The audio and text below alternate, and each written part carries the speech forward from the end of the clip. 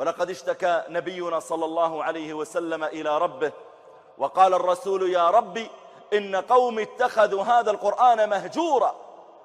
قال ابن عباس: من لم يختم القرآن كل شهر فقد هجره.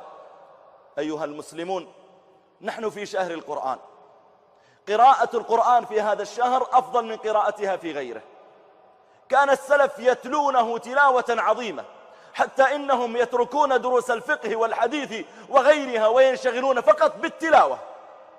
بل إن أهل العلم لما ذكروا قول النبي عليه الصلاة والسلام: لا يفقه القرآن من قرأه في أقل من 3، قالوا: إلا في رمضان، اقرأه في أقل من 3.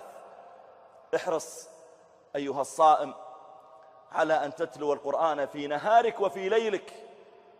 القراءة في الليل ذكر بعض أهل العلم أنها أفضل، وذلك أن الله تعالى يجعل في الليل من السكون والراحة ما يقبل القلب به إلى ربه.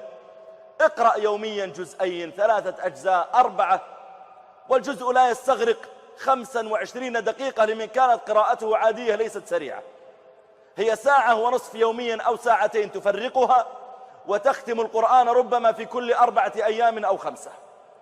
لكن اجعل القرآن يأتي شافعا يوم القيامة، واجعل الصيام يأتي شافعا يوم القيامة، فيجتمع لك شفيعان، فهذا حري أن ينجيك بين يدي الله تعالى.